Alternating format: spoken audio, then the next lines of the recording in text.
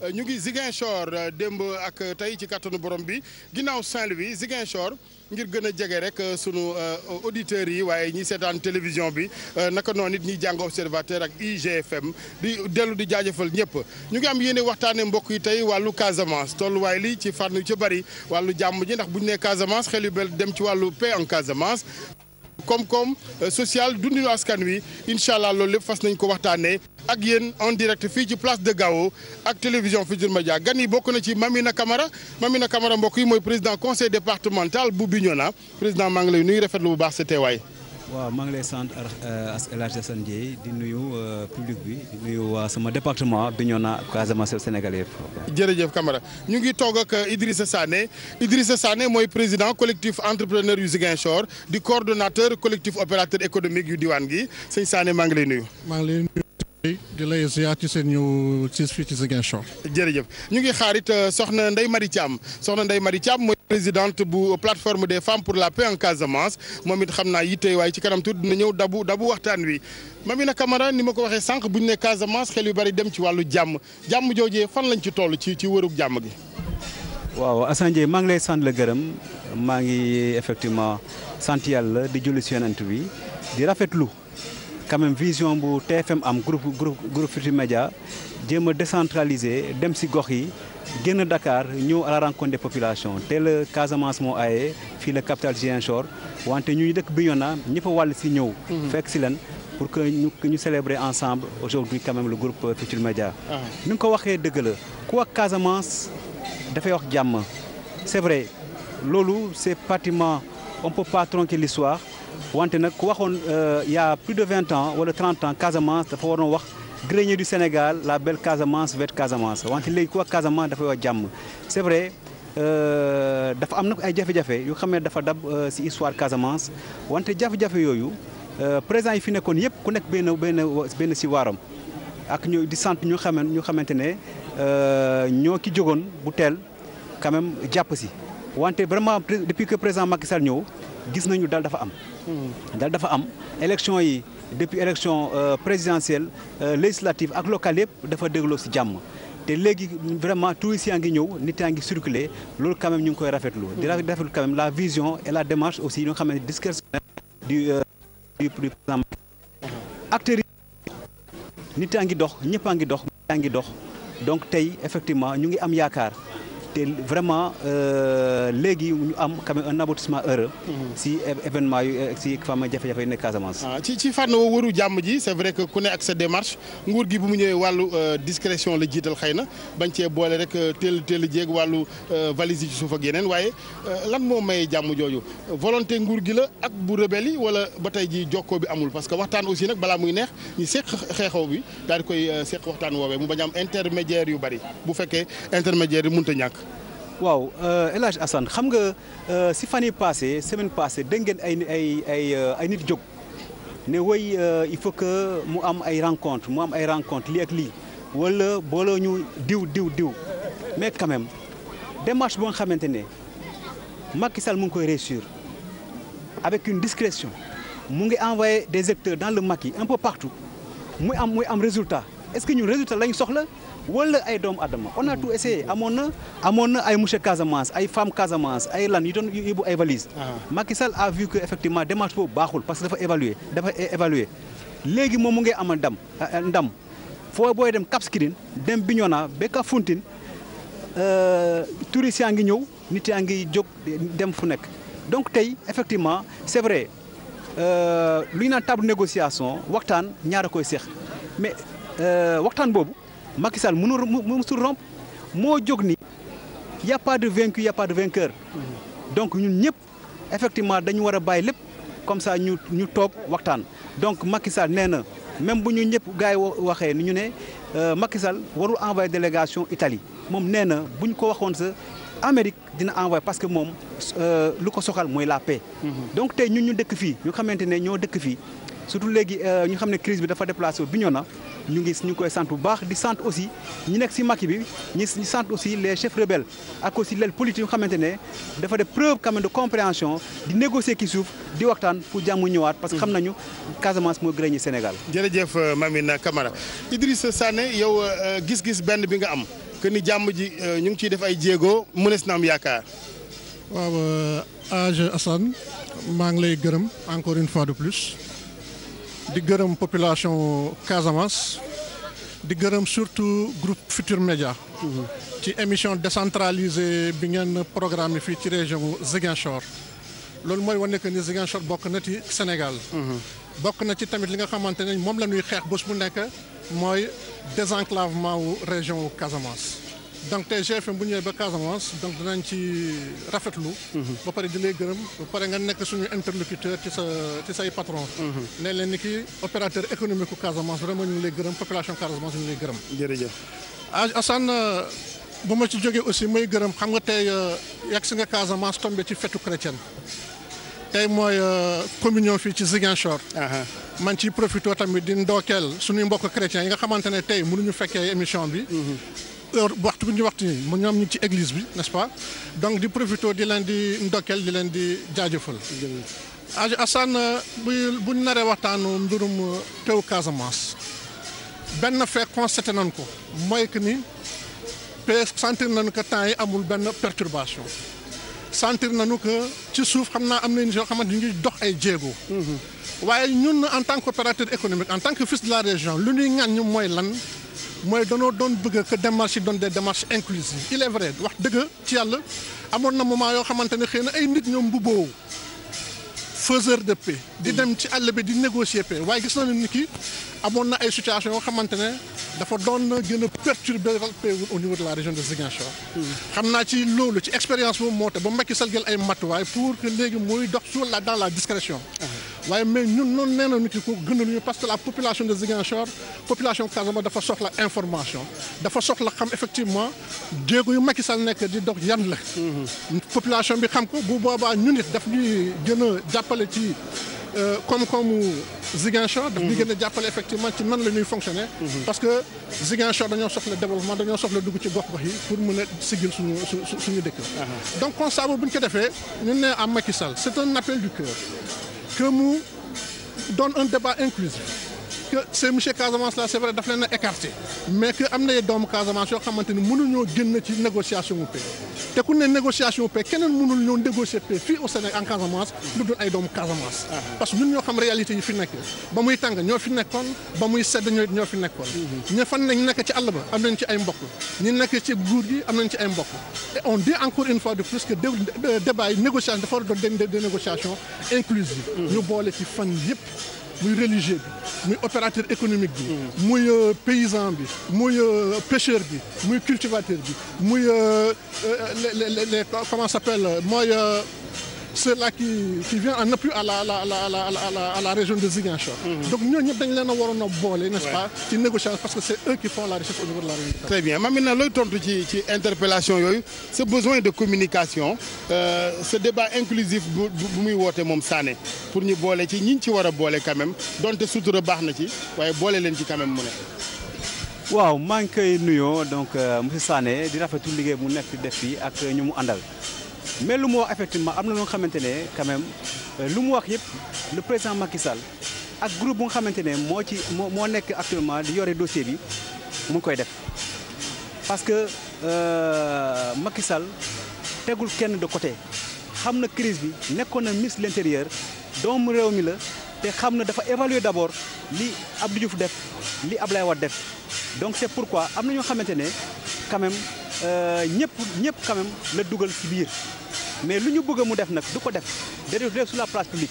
je pense que opérateur économique lu ñu ko xamee mooy nga def koom-koom ñu ci liggéey opérateur économique tey bu ñu duggee ci problème conflit dafa am conflit des problèmes d'intérêt. et je pense que loolu mun a envenimer aussi la situation ku nekk fu mu nekk jàngalekat bi imprimé bi enseignant bi ak man mi sama liggéey nag ku nekk def liggéeyam am na ñoo xamante ne ñoo fa nekk guerre bi xam nañu quand même ñaari fan la donc état bi ak ñu nekk RNDC mais aussi y a des personnes ressources ñoo xamante ne nekkuñu sa Sénégal mais ce sont les amis de la Casamance les amis du Sénégal te ñu koy def te ñi nekk négocier Macky Sall benn kenn ñëpp la ci dugal mais lu ñu bëgg moom na ko wegg ci place publique moom du ko nangu te mu ngi am ay résultats nu nga koy waxee effectivement les amis de la Casamance ñoo xamante ne tey xam nañu on veut la paix oui mais c'est aussi il faut que développement bi ñoo accompagner donc c'est pourquoi aussi di mesure yu mu annoncé fii à Ziguinchor di décréter l'amnistie pour effectivement cette région ñu képp ku nga xamante ne da nga bëgg a investir fii ci Casamance doo fay quand même des ay impôts doo fay dara. mais loolu c'est une mesure forte ku bëgg a tey tukki pour dem Ziguinchor ak ak Dakar nga fay 5000 francs. quand même loolu la ñu ne une discrimination positive. loolu ni ñu koy gis Canada ak Russie boo nga xamante ne ñi dëkk ci glace gi dañu ne ñooñu dañu doubler seen salaire donc tey quand même il a intégré il a favorisé ñoo xamante ne ñu bëgg a investir fii Casamance nañu ñëw investir jàppale population bi mais aussi PSE bi am na ci wàll PPDC am na ci wàll mais aussi ñun ñu nekk ci côté local yi daf ñu dooleel pour ñu mun a def les investissements pour que ndaw Casamance yi liggéey loolu quand même loolu laa amul lu may wax ne ko kenn beddul kenn ñëpp si la mais nañ leen comprendre évaluation dafa am donc mu ngi doxal te képp ku nga xamante ne mun nga béy sa waar si jàmm ji vraiment mu nga ko def ku nga xamante sutura pour que Casamance mun a am jàmm Sénégal mun a am jàmm comme ça ñu naat ñëpp. Très bien ñu ñëw léegi ci wàllu koom-koom bi ndax Sané yow opérateur économique nga Casamance ku ne xam nga ni xare bi am nay njeexite ci économie am ci wàllu pauvreté askan wi ci wàllu ñàkk gi nees di def ba jubbanti situation bu ni mel fexe ba nga xamante ne daal koom-koom bi dina dikkaat ci askan wi. waaw Assane balaa ma ñëw ci sa laaj yi. ma xaw a tontu tuuti sama xarit. dama doon bañ tontu bi xam nga comme jotaay gi di ko maye. donc si mbirum pauvreté. képp xam na ni ki en ce moment Ziguinchor bokk na ci région yi gënoon dóol ci Sénégal. ñëpp xam nañ ni ki Ziguinchor bu njëkk bokk na ci région yi nga xamante ni moo gënoon a sukkali koom-koom fii ci Sénégal. alors ñun moo tax suñu xeex bi à un certain moment on s'était dit soxla woon nañu. ci plan PSE ba muy wax soxla woon nañu ci investissement yu président de la République di tudd pour Casamance mu doon également quelque chose d'inclusif parce que ba léegi même programme sur le forum investissement bu ñu war a préparé fii ci Ziguinchor ba léegi benn opérateur déggagul convocation. alors c'est comme si tey dafa am ñoo xamante ne ñoo ngi tapir à Dakar ñoom ñooy def développement Casamance loolu la ñuy bañ. parce que développement Casamance ku ko wax nga bañ ci tudd opérateur économique bu Casamance. mooy force de débat. da ngeen di ñaan ñu boole ci les véritables acteurs. les véritables acteurs. fu ñuy jëlee ay décisions fu ñuy waxtaanee développement wu Ziguinchor. ñu boole si les opérateurs économiques de la région de Ziguinchor. parce que lu mu ko naboon ñun ñoo bokk école yi ñu jàngee ñoo bokk background administratif kon mënuñoo comprendre que ñu nekk fi di programmer. forum sur l'investissement ñu defee ko ci ay bureaux à Dakar. defee ko si parce que nous on a constaté à un certain moment que problème mu parti la et bu boobaa nag ça va bu boobaa ñun y aura un problème d'appropriation. population yi bu programme bi ñëwee parce que on a vécu def nañu fi ay programme yoo xamante ne boole ñu ci population yi donc les populations ne se sont pas intéressées. moo tax ñun lu ñu soxla mooy que ni bu ñuy programmer genre développement yi pour la région naturelle de Casamance nañ ci boole opérateurs économiques yi. nañ ci boole toutes les couches de la société. bu boobaa bu programme bi ñëwee ñëpp dinañ ci mën a intéressé wu bu boobaa ñëpp nañ ci approprié wu. jël ko liggéey ko ndax sukkali n'est-ce pas région Ziguinchor. Ziguinchor boo ma mayee tuuti. Ziguinchor tey le taux de pauvreté est autour de 65%. En dessus de la moyenne nationale. Moyenne nationale bi c'est 55%. donc Ziguinchor tey boo daanaka boo jëlee ci téeméeri nit juróom benn fukk ak juróom yi daanaka dañoo ndóol mënuñoo liggéeyante seen dépense quotidienne. kooku kéemaane na. ci région boo xamante ne suuf si baax na. ci région boo xamante ne dinañ ci ñëw d'ailleurs ci kanam tuuti parce que Casamance quand même ak ay ngëneelam vraiment ressources yi fi ne c'est regrettable que mu toll fii actuellement. ñu ngi ci plateau bi ak soxna Ndeye Marie Thiam maa ngi koy annoncé sànq ñëw na ci jotaay gi Ndeye Marie Thiam moom mooy présidente bu plateforme des femmes pour la paix en Casamance soxna si maa ngi lay nuyu bu baax. jërëjëf xam nañ ni yitte yi la soxna si Thiam fi ñu tolloon ci waxtaan wi mooy Casamance ak jàmmi Casamance boobaak léegi bu ñu nee Casamance évidemment dinañ ci am link bu ñu ciy def diggam ak wàllu xare bi boobaak léegi yow jàpp nga ni daal ñu ngi def ay tan ci wërug jàmm gi wala da nga naan rek na woon fa woon. mën nañu jàpp quand même mais am na yoo xam ne def nañ ko fii ndax am nañu fi ñaari at ñett sax yoo xam ne population yi neewoon nañu ci jàmm kenn dëggatul baal am na fi ay kaa nag ay kaawu miin yu xale yi tëb ki miin yooyu am na fii am na mais dans la majorité nit ñi daan nañu dem di ñëw waaye nag tekkaaral bi amoon ci période boobu waroon nañ ko utiliser pour mën a continuer jëlaat commencer ak négociation yi ndax c'était un moment favorable kenn waxatul kenn xeexatul kenn demat problème amatul waxtu jooju dañ ko waroon a utiliser pour avancer ki ay négociations.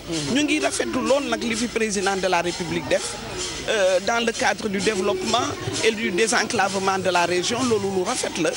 population yi rafetlu lañ ko waaye ki mbirum jàmm bi vraiment dafa yéex am na yoo xam ne population yi yàkkamti nañ ko pour que jàmm bi dellu. ci wàllu démarche yi ngir jàmm Idrissa Sané mu ngi méttudul sànq li nga xamante ni amul une démarche inclusive maanaam ñu boole ci ñi ci war a boole yow même seetlu gi nga def. c'est le même sentiment laa am man dama yaakaar ne lépp lu ñuy def ci mbirum jàmm bi dañ cee war a boole ñëpp boole ci les membres les responsables du MFDC fu ñu mënti doon il faut que ñu wax ak ñëpp il faut que ñu wax avec la société civile nit ñi ñu ngi fii ci biir région bi di liggéey pour le retour de la paix mënul am ne ñu ngi def ay négociations te duñ ci boole ñenn ñi ñu tànn ci ñenn ñi bàyyi ci ñenn yi dama yaakaar ne loolu duñu tax duñu avancer loo il faut que ñu boole ci ñëpp mën a toog mën a waxtaan ñu am ay solutions yoo xam ne ay solutions yuy engagé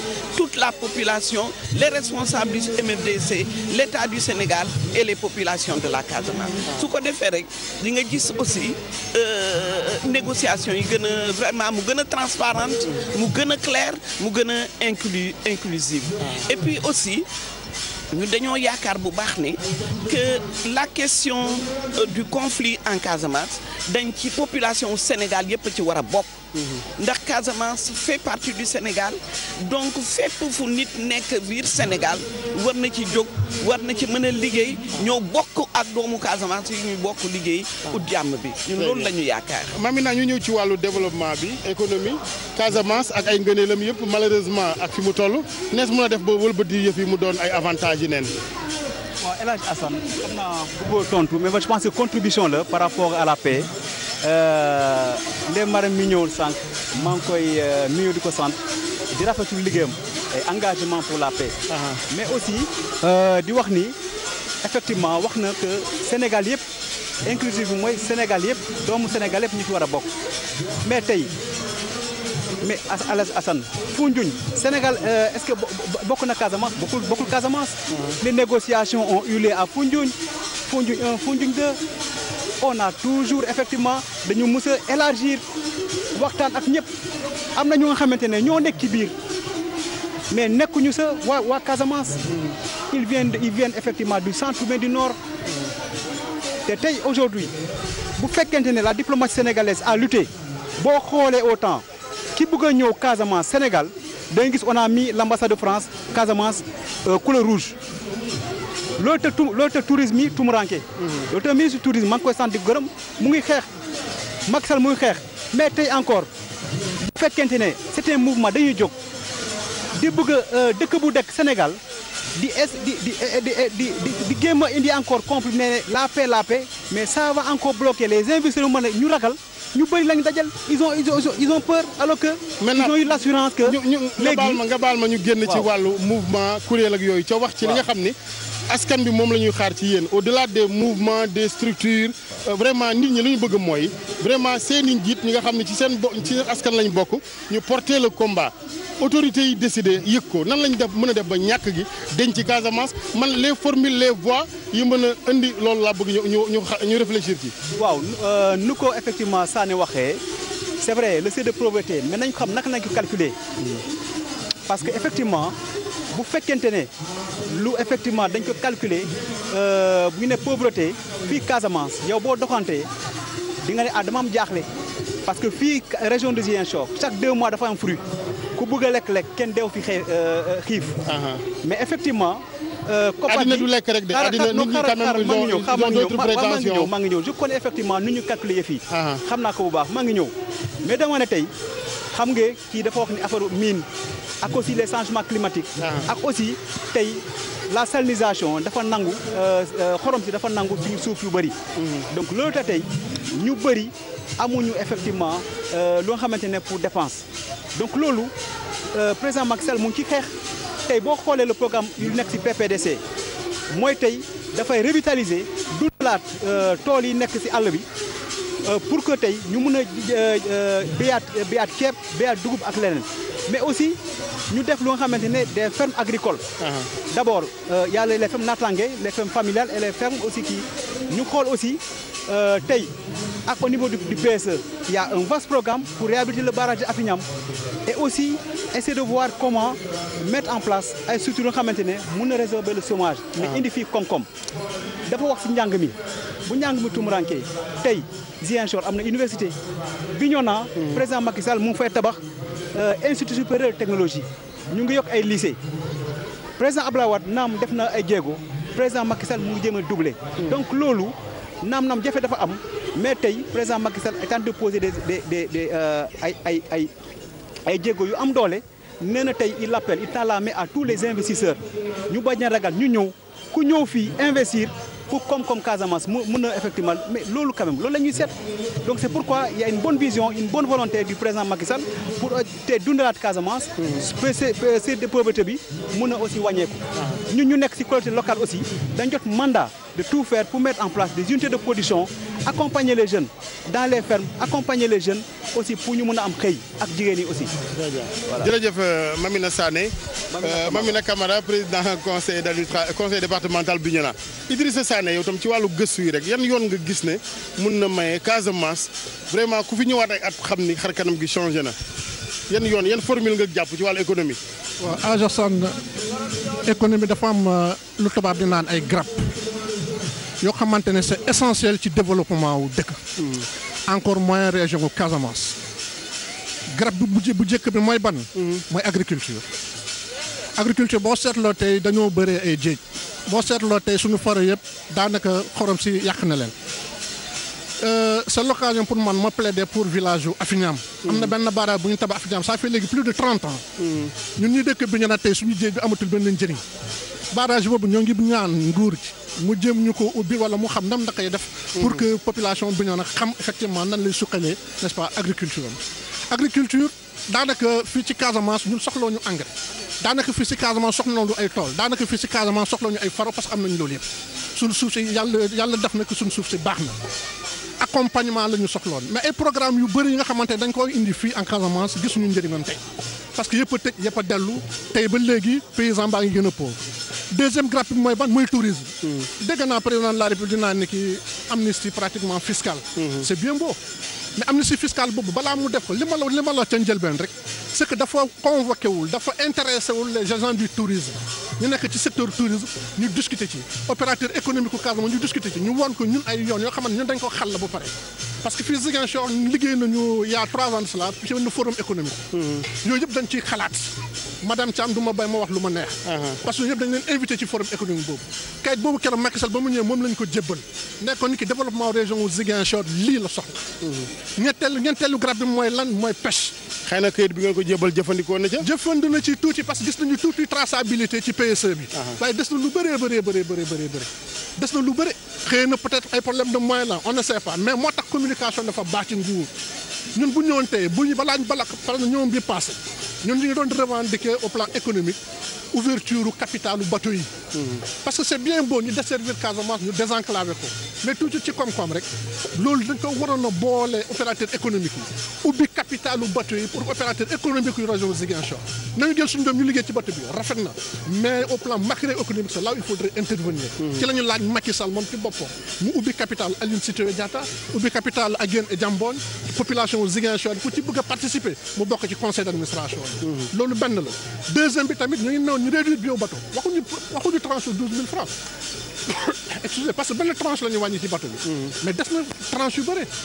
te ba pare encore dañ ko newoon encore pour que mu jàppale nit ñi parce que am nañ ay doomu Casamance yu nekk ci biti ñu bëgg a investir ci ay barge mooy bateau yi nga xamante ne dafay jëlee nit ñi dem ay Thionckesine bateau yi jël nit ñi dem Diogé bateau yi nga xamante ne dafay dugg ci gox-gox yi parce que fii ñun pour li dem liaison ci comment ça s'appelle côté Kafountine la plupart géej ngay emprunté ay gaal ngay gis. te gaal yi fu mu nekk daanaka dañoo tuuti te wóorut moo tax ñun ñu ne woon ni ki na ubbi capital bi benn mais deuxièmement mu jàppale investisseur Casamance ñu dugg ci n'est-ce pas investissement ci barge au niveau de la Casamance. léegi ci secteur du tourisme bi fu mu nekk ni Cap Skirring yëpp a tëj hôtel yëpp a tëj Casamance. tey même bu amoon amnistie mais benn problème foog mu régler ko.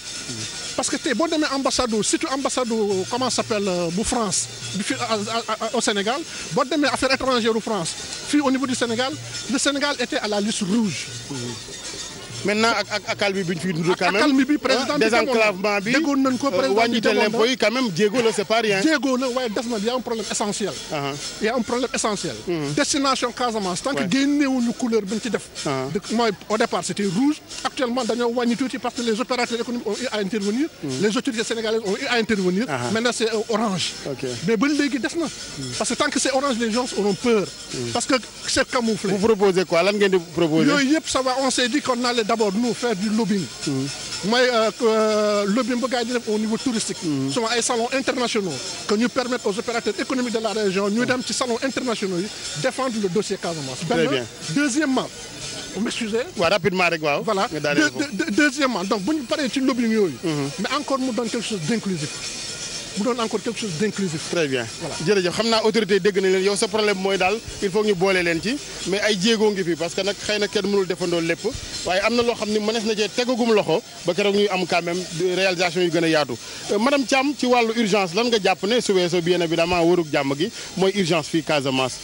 urgence bi pour man su ma bëggee tontu sax sama càmm yi monsieur Camara mooy fàttali que Foundiougne 1 et Foundiougne 2 jigéen ñi bokkuñu woon. et je pense que jigéen ñi dañu am seen wàll ci négociation yi ndax su dee am na ñoo xam ne loru nañu dëgg-dëgg ki conflit bi jigéen ñi ñoo ci gën a bari ak seen i doom. luy urgence pour man en ce moment urgence bi mooy négociation yi. la table de négociation est une urgence aujourd'hui que l'État du Sénégal organise lu mu gën a gaawee négociation yi et que le mouvement des forces démocratiques aussi arrive à faire l'unité ba nga xam ne ñu am seeni représentants négociation yi commencé te négociation yi su commencé ñu boole ci comme je disais tout à l'heure population wu Sénégal la société civile en général parce que ñoom am nañu ci seeni wàll urgence bi pour man vraiment mais mu bañ a doon lourdeur quand même parce que gis nañ ni 82 ba léegi dañuy gis façon bu ne gis nañ ko fi quand même waaw def nañ fi ay Foundiougne 2 def nañ fi Cachao et tout mais kenn gisul résultat li ko waral parce que dañuy wax ak ñii bàyyi ñale dañuy wax ak groupe bi bàyyi beneen groupe et ça pose problème loolu mooy problème bi gën a rëy. état bi am na responsabilité mais est-ce que mun leen interpeller yeneen wàll yi mu séqal waxtaan wi tam parce que ñu fi ku ne da nga ci am sa wàll. jógewuñu ci ñoom am nañu seen wàll ñoom ñoo am nañu seen i wàll ci mbir mi mais comme état du Sénégal moo fi président de la République moo fi nekk yoree dëkk bi yëpp defe naa li gën a bari ci côté am la war a jógee mais aussi on interpelle MFDC aussi pour que ñoom aussi ñu gaawantu pour ñu yegg aux négociations te lépp lu ñuy def nag nañu xalaat ne jigéen ñi dañ cee war a bokk. jigéen ñi ban touche bu nouvelle lañu indi ba ñu war leen cee boole. tey jii jigéen ñi dañu daan liggéey dans la recherche de la paix ku ci nekk di dem sa côté. depuis le début du conflit jigéen ñaa ngi fi di liggéey waaye ay organisation yoo xam ne éparse la ku ci nekk naa ngi sa côté tey jigéen ñi dañoo booloo teg fi 210 association bokk di liggéey pour la recherche de la paix association boobu mooy plateforme des femmes donc kuréel bu rëy réseau bu rëy comme plateforme defe naa bariwu fii biir Sénégal te def nañ fi quand même ay jéego yu nit ñi gis pour le retour de la paix en Casamance interpellé nañ fi président de la République à plusieurs reprises interpellé fi mouvement des forces démocratiques de Casamance on est dans le social di accompagner di jàppale les victimes du conflit vraiment yaakaar naa ne que ñun tey ci gàttal madame Thiam bala may dem ci Mamina Camara lan la ñu war a waxtaanee parce que comme moom farankulaayu na wax ji que ne indépendance moom kenn waxu li waxam c'est vrai que c'est un peu sensible mais il faut que ñu wax ci parce que ñi ñuy seetaan ñi ñuy dégg bëgg nañoo xam mais lan la fippu yi bëgg wala lan la nguur gi mën a def ba mook fippu yi ñu daje fenn fi. mais man dama yaakaar ne wax bi foog ñu wax ko. ndax mouvement des forces démocratiques de Casamance problème bi mu fi teg c'est le problème de l'indépendance de la Casamance. au problème de l'indépendance de la Casamance, on doit pouvoir trouver une réponse politique. Réponse politique bi nag defe naa ne suñu toogee danañ ko am. danañ ko am. Mamina Camara ci fànn woowu recherche de la paix madame Thiam jàpp na ne mooy urgence yi parce que c'est vrai que ku amul jàmm doo mun leneen président gis na ni faaw ñu indi ay pexe yu daal di développer diwaan gi parce que développement aussi ci la yow lan nga gis. waaw effectivement man je pense que urgence bi nu mu ko waxee c'est la paix mais je pense que ñun urgence bi c'est pas seulement la paix. c'est développement parce que boo jëlee réew mel ni Israël bu ñu juddee ba léegi dañu dégg Israël muy guerre. wante Israël fait partie léegi pays yu xamante ne ñoo gën a naat ci région boobu parce qu'ils ont allié ils ont su allier d'une manière intelligence développement et paix donc c'est pourquoi tey boo gisee acte 3 la décentralisation président mettre des pôles de développement Casamance la ko expérimenté président def des investissements assez importants pour effectivement cette région parce que xam na tey qu'effectivement les secteurs porteurs de croissance ci suñu région mooy effectivement l'agriculture le tourisme et la pêche su ma sànni lu mu wax effectivement tey man maa ci waroon plaider parce que sur 3 bateaux yooyu Bignona est oublié et Bignona mooy effectivement le département le plus grand fii boo xoolee mais ces bateaux dañuy desservir seulement entre Dakar Oussouye et Toucar donc c'est bien mais ñu ngi ci man sa bind naa lettre au ministre pour que ñu xam naka effectivement Bignona mën a aussi bénéficier wu donc pour la paix ñun on dit certes il y a une urgence pour effectuer la paix mais Casamance dafa soxla aussi développement développement mooy lan mooy tous les fils de la Casamance ñi nekk fii ak ñi nekk bitim réew nañu nekk benn indi aussi jéem a convaincre les investisseurs kii nu moo ko waxee noonu la amoon na rouge ku bëgg a ñëw Casamance pour investir da ngay ragal wante léegi affaire bi dafa évoluer te léegi ñu ngi am effectivement confiance ak loolu ay jéego yoo xam ne président Macky Sall teg na ko tey PPDC pôle développement économique pour la Casamance le PSE ak lu nga xamante ne président moom la war a def fii pour sukkali mbéy mi revitaliser les vallées jéem a def les DAC programme naataange mais aussi mettre en place des unités de production mais loolu lépp tey bu ñëpp gisee ni am na paix am na jàmm Casamance naat donc c'est pourquoi tey damay ñaan ñoo xamante ne ñoo bëgg a internaliser le conflit ñu xam ni vraiment on a assez souffert durant 30 ans léegi dafa am ay jéego yu bees kën ci toog ñëpp ñu waxtaan ci ndey Mariam Thiam mii wax naa ko man ngi rafetlu son engagement yow gis na nee na il faut jigéen ñi bokk ci bu xale góor yi jógee ne il faut ñu bokk ci opérateur nañ ñu bëgg a bokk touristes nañ ci bëgg a bokk mais ñëpp si la ñu bokk man je ne pense pas que man il faut que ñu boole ma si kuréel pour dem négocier ñu woo ma ba ma connaître lu may def pour la paix tous les jours maa ngi ciy dox voilà je pense que loolu d'abord moo war a nekk sacerdoce pour tout Casamance pour tout Sénégalais mais di xaar pour que ñu la waa laaj bokk nga si non ñëpp lañ ci war a bokk moom mu ne il en a beaucoup souffert seetlu naa ni état bi jafe-jafeem quand même problème interlocuteur la autant askan bi ci boppam bari na ay bànqaas waaye même ci fippu itam bari na ay interlocuteur naka la ñuy def ba daal di indi ab bon xam naa fédéré du yomb waaye fexe ba néewal cette diversité là waaw mais El Hadj Assane je pense quand même un état c'est un état sérieux je pense que tey Macky Sall dina ko di négocier avec ay nit yu xamante ne dañu nekk X wala Y c'est avec un groupe il parle avec tout le monde le comité ñi nekk di négocier ak yeneen ak di nga waxtaan ak ñëpp bu pensé dina wax ak solution wax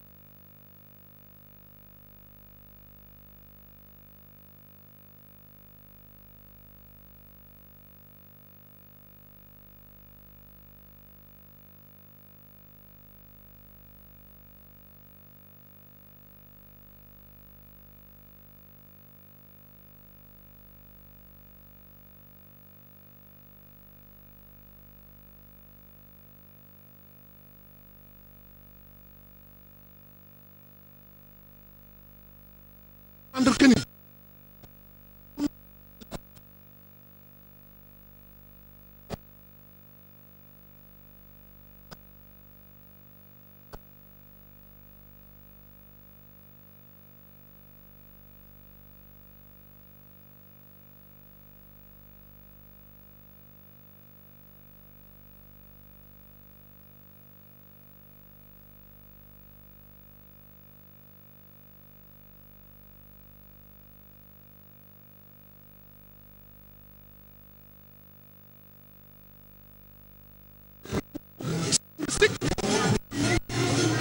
lan moo tax étendre parce que ñun nee na bu amoon ay conseils comme ñun danañ ko doon étendre ci agriculture dinañ ko doon étendre ci les 3 leviers qui font le développement de la région muy agriculture muy pêche. parce que tey tey fu mu nekk nii on n'a même pas un espace de repos biologique fu mu nekk nii jàng bi dafa am problème université ba léegi mu ngi grève li ñu naan université ça c'est pas une université embryon université la université Casamance ñun soxla ñu université littéraire on a besoin de scientifique c'est ce dont on a besoin en Casamance. On n'a pas besoin de personnes qui ne vont pas faire le développement. On a besoin, c'est urgent, de vecteurs de développement. On a besoin d'acteurs de développement. Marqué ba mu ñëw dañ ko naan sax mu créer un incubateur de projet au niveau de la région. Mais ba léegi gisuñu incubateur de projet en ce moment. te loolu bokk na li nga xamante ne dina jàpp opérateur économique yi. boo gisee may insisté ci opérateur économique parce que dafa richesse. boo gisee may insisté ci opérateur parce que même ñoo créé emploi. Sénégal war na 120 000 employés. 120 000 fonctionnaires sur 14 millions d'individus ñun dañoo mën a dundal Sénégal mënuñu ko. secteur privé moom mën a sukkali koom-koom bi moo tax Macky Sall mënul liggéey sans le privé ba pare mu créer ce partenariat état privé kooku encore dañ koy renouveler ba pare di rafetlu vraiment la démarche des femmes la plateforme des femmes xëy na boo tolloo fa sax doo xam lu ñuy liggéey mais nous on sait ce qu'elles sont en train de faire comme travail surtout pour la recherche de la paix. Vous avez les félicitations de toute la région peut-être c'est pas à moi de le dire mais soyez-en félicités. ba pare Adja Assane temps yële passé déggoon nga ay programme en pagaille ci Casamance le PSE tey dañoo waroon a def bilan d'étape PSE tey bilan d'étape la waroon doon mais apparemment c'est un éléphant blanc apparemment c'est un éléphant qui vient avec un pied cassé parce que le PSE comme il a été entendu comme il a été formulé moo tax man la gis nga s'ils avaient associé les opérateurs s'ils avaient associé les enfants de la Casamance le hub médical le hub économique c'est yu mu doon tudd côté yële ñun waroon nañ ko mën a am parce que lañu am Sénégal kenn amu ko frontalier avec la Gambie un autre pays frontalier avec la Guinée-Bissau un autre pays et ce sont ces deux pays-là avec lesquels nous devons traiter pour la paix en Casamance pour le développement en Casamance mais boobu léegi amuñu. Très bien état nag dafa waroon a informer du question paix rek lañ soxla. du question paix rek lañ soxla mais dañoo war a xam bu dee léegi jeex na wala jeexut. du question paix rek. mais une paix durable yomb na jeexal ci ñaari at ci loo xam ni ñaar fukki at ak fanweeri at yomb na jeexal c'est vrai que c'est un problème très complexe. problème bu complexe la. du question que peut-être bu fi indee ay usines mu bàyyi du question que peut-être bu ñu sukkalee pêche bi dina bàyyi du loolu dafa am ay affaires yoo xamante ne dafa profond yoo xamante ne c'est très profond et les Casamance individuellement xam nañu loolu moo tax ñu ne il faut que ce soit un débat inclusif que doomu Casamance bu mu leen a teggee ci négociation boobu. Très bien jërëjëf Sané jërëjëf madame Thiam ci wàllu woowu dafa mel ni daal inclusif bi moom dafa mel ni point d'achoppement la loolu du leen tere kon ne seen liggéey de.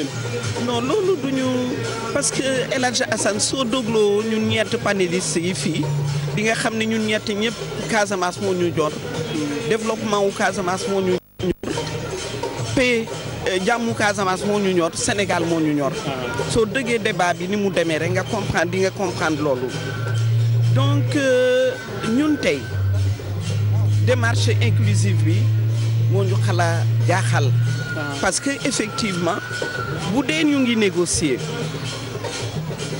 ak kan la ñu nekk di négocier en ce moment bu dee ñu ngi négocier ak benn branche armée ñi ki des ñun ñëpp xam nañu fii ci plateau bi ne branche armée yi MFDC dañoo bari ñi ki des nag bien que nag il faut ngeen nangu ne du lépp la ñu mën a porter à la place publique. lépp duñ ko porter à la place publique dañu yaakaar ne bu dee. pour population Casamance la ñuy négocier am na loo xam ne ñun war nañ ko yëg. am na yoo xam ne ñun mën nañ cee joxe suñu point de vue ndax ñun la concerné. ndax ñun ñoo fi dëkk fii biir Casamance nekk ak MFDC nekk fii ak le gouverneur de la région mi représenter l'exécutif donc dañu yaakaar ne su dee am na li ñuy wax ak li ñuy def war nañoo mën a informer nañu mën a jël suñuy point de vue également xam ñun lan la ñu soxla effectivement ci négociation yi. ci wàllu bilan parce que ñoo ngi évaluer boobaa léegi liggéey état yéen plateforme des femmes pour la paix en Casamance bu ñu leen doon évaluer di natt seen liggéey tey maa ngi dégg Sané di leen féliciter lan moo war a mën a tax ñu war leen a féliciter ci jéego yu concret. ñun de façon concrète si vous vous rappelez en 2012 ñun ñoo fi jëloon initiative auditionner président des différents candidats aux élections présidentielles. laaj leen yéen soo leen jëlee état wu Sénégal loolu leen fi def ci biir Casamance.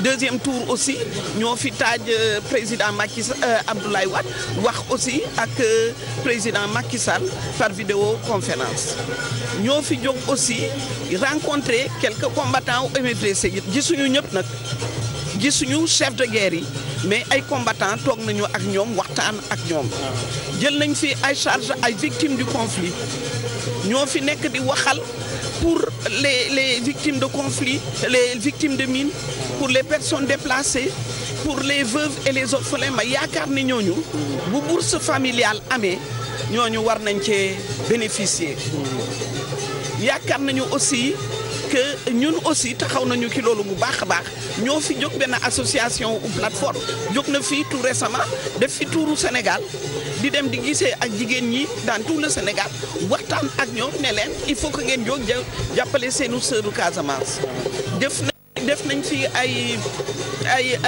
benn SOS lañ fi lancé woon mais Sénégal yëpp réagir les femmes ont réagi indi fi ay vivres indi fi ay dons ñu yóbbu ko dans les villages qui étaient concernés donc def nañ fi ay jéego dans le domaine du social dans le domaine également du plaidoyer def nañ fi ay jéego dans le domaine du lobbying également jéem nañu forcer également ay barrages pour que yëf yi gaaw.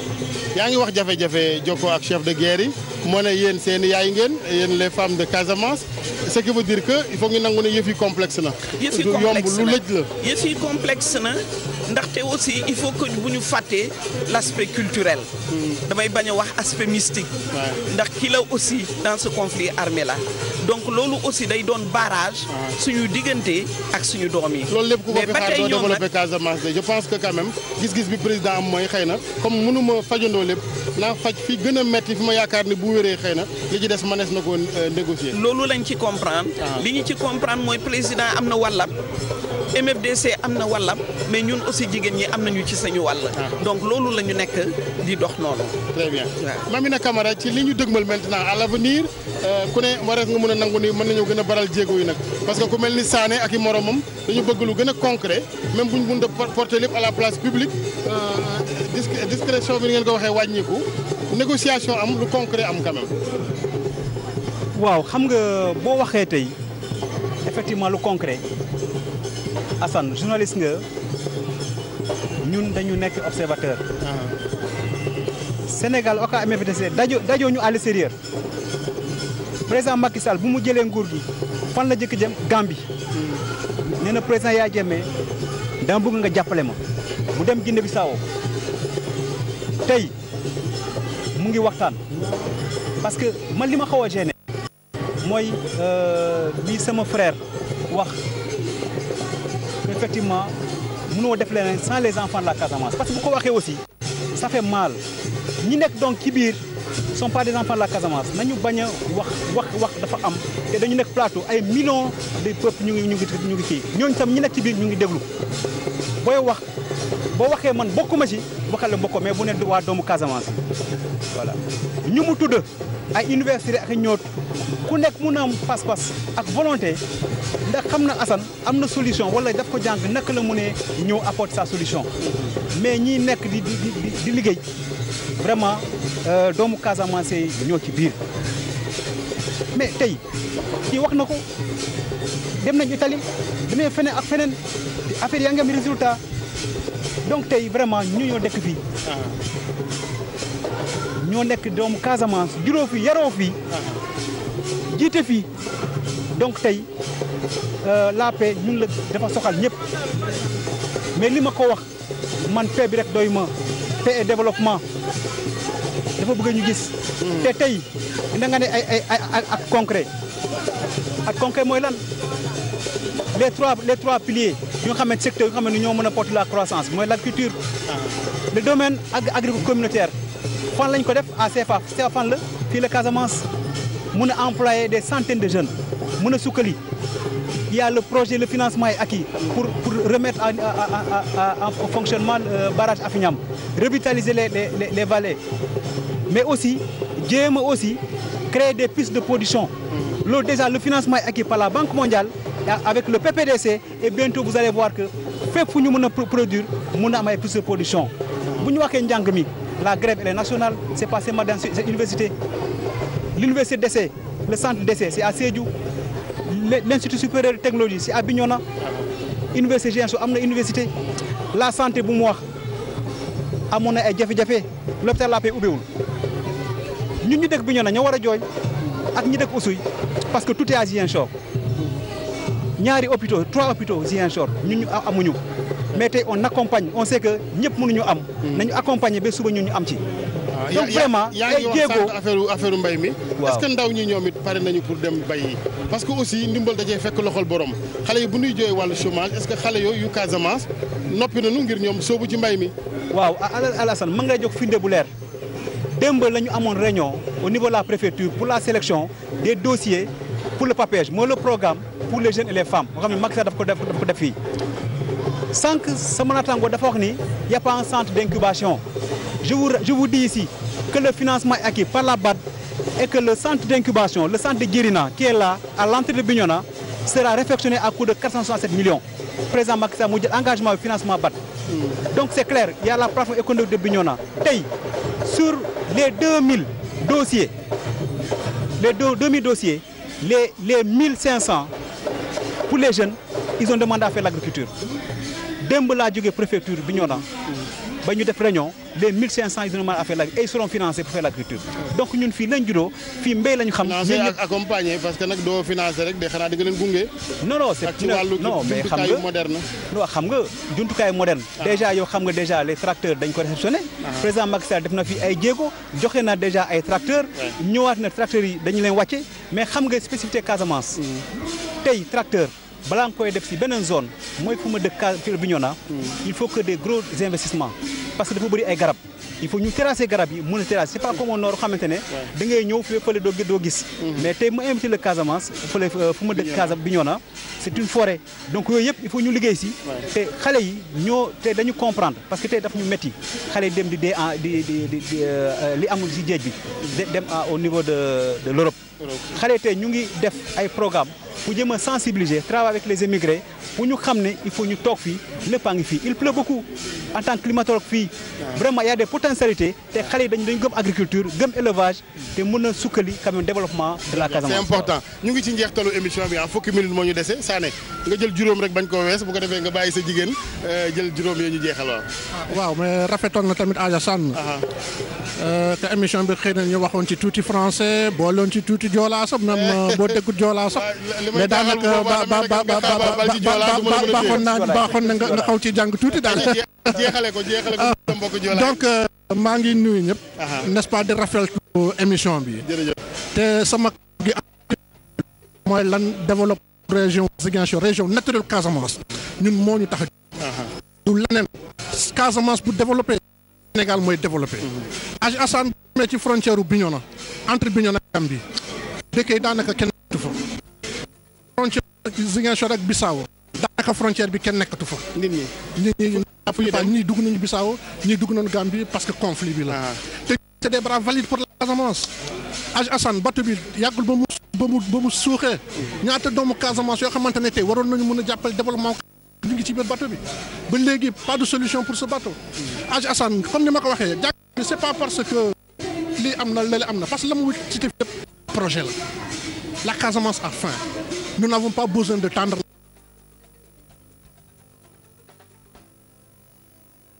liggéeyam la mooy créer des structures pour accompagner n'est-ce pas les gens c'est ce que nous avons besoin de l'État c'est pas que vous en amenez 25 milliards c'est pas ça on a vécu ça avec certains régimes.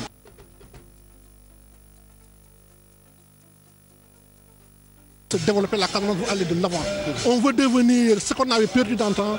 On veut être ce que la Californie est pour les États-Unis, c'est-à-dire une révolution ici au niveau de la Casamance. C'est ce que nous voulons pour cette Casamance. te loolu ñëpp ci war a dugal seen loxo nag bien évidemment état bi ëpp la ci man damay bëgg askan wi au-delà de la Casamance madame Thiam Sénégal ñuy jóg laata leneen di xew c'est-à-dire que état yi fi jaar yi dañoo tàmmal di ñu gëm ne ay messi lañu il faut que nit ñi xam ne yëf yi appropriation la. waaye yëf yi effectivement appropriation la te d'abord dama bëgg a ànd d'accord adhérer ki idée ba sama càmmi ñuy wax fii Mamina ak Sané ne paix bi dafay ànd ak développement. Je suis tout à fait d'accord ci loolu waaye man première urgence bi mooy nañu góorgóorlu commencer ay négociations loolu mooy première urgence ba pare nag développement fi fekk ci ko ci parce que vraiment c'est tout un programme am nañu suñuy doom yoo xam ne ay combattants law ñoon donc suñu leen ne ci développement bi war nañu gis seen bopp ci biir également war nañu xam nan la ñuy def ba ñu réinsérer leen boole leen ca développement bi ci développement bi aussi jigéen ñi également ñu ngi ciy def lu rafet ñu ngi ciy liggéey également defe naa ne jigéen ñi aussi foofu à ce niveau là war nañu aussi ñu am ci seeni waa léegi loolu ci wàllu yëf yi ñu koy àkki moo di bañ a xaar lépp ci état. non parce que gis naa kuréel yi bari nañu bu ma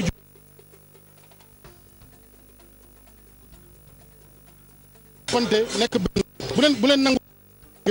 ñun jigéen ñi ñoo fi lancé daaw 21 septembre 2013 fi teewoon à une synergie des acteurs du processus de paix ñi ñëw nañu uyu si ñoo te ñu continuer di liggéey ak ñoom te am na nag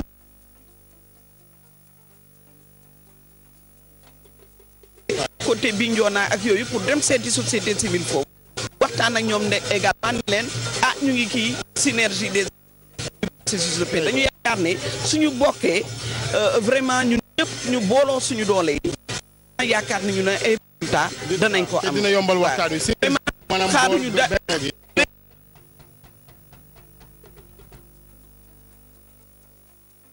mais ñun aussi dañ ci wàll am suñu wàll aussi am na yoo xam ne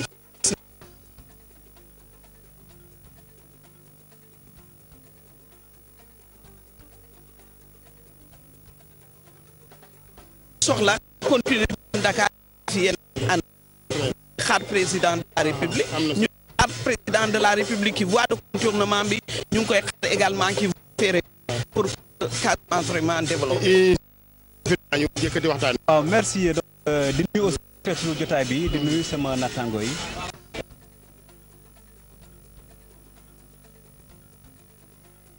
ndax gis naa waaw bon xalaat yi wuute na waaye lépp.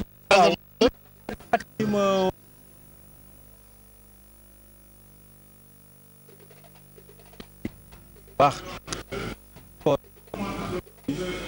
du ma wax lu am te bu ne projet la je pense que aussi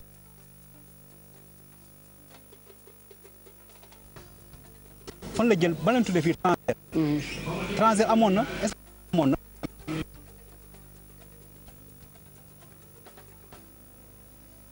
est-ce que nga dafa paanoon bloqué lépp bloqué ba bateau bi am problème c'est pas du con.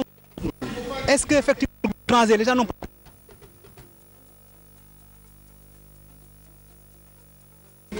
est-ce que la première pierre n'a pas été posée à la frontière pour le bac pour traverser la route? Est-ce que tey premier on n'a pas inauguré l'hôpital La Paix ba xam ne ça fait 15 ans dañu nekk si kii. Est-ce que tey waxuñu ak concret. ku bëgg a tey mën na dékku yeneen maladies yu jóge ci yeneen communes yi. voilà li may wax mooy loolu la déjà hôpital La Paix mu ngi jël ay malades yu jóge Bignona ak Oussouye.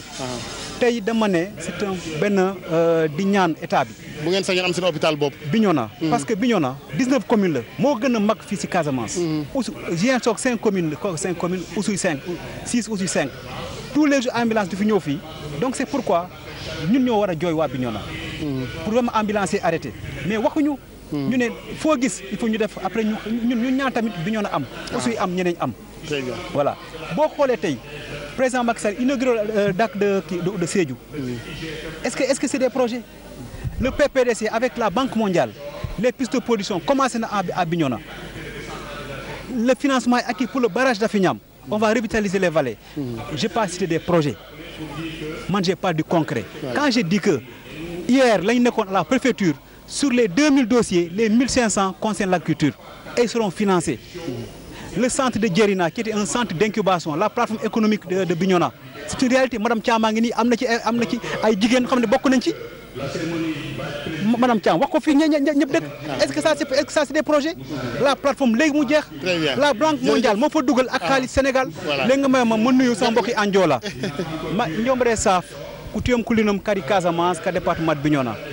Ñombre saf coupe TFM Youssou Ndour, Alassane Dieye di Modi Brakan ka jalom bejo saf man ko jokula ko re Casamance de Ziguinchor kutula kadi Casamance. Li saf linom nde Madame Thiam li safatiyom c'est Sané Diat Casamance yoye Bignona yoye set problème si bobaj et la paix mais jaw mom pop man uronge naw rambaw uronge naw lakaw pop emité ne rambella l'état ne rambella di PPDC man ngolen pop urambe na kunyila kuseka man ngolen kuroka man Diat développement e jode Casamance jode Bignona e jode Ziguinchor jomre safu ñumre saf et les kadi Casamance kadi Ziguinchor kadi usuy di pop ni saf le groupe Futur Média. Merci jërëjëf Mamina Camara daanaka génne woon na ma ci waxtaan wi parce que xam na ni li muy wax dégguma ci waaye li ëpp solo mooy mbokk yi ñu seeti say ji waa Casamance dégg ko ca foog naa jokko bi am na ñu ngi dellu gërëm waa Casamance yëpp waaye surtout sama gan yi nga xamante ne ñoom laa toggaloon Idrissa Sané maa ngi lay gërëm bu baax di la sant ma fàttali ni yaay président collectif entrepreneur yu Ziguinchor waaye te coordonnateur collectif des opérateurs économiques Mamina Camara président la bu conseil départemental bu Bignona jërëjëf waaye ñu gërëm baax sunu jigéen soxna Ndeye Marie Thiam présidente plateforme des femmes pour la paix en Casamance gërëm tous les techniciens du groupe Futur Média notamment ceux de la télévision waaye te ñu gërëm suñu naatangoo Abdoulaye Sambou mi réalisé émission bi Abdoulaye Sambou moo toogal RFM fii ci Ziguinchor boobu ak léegi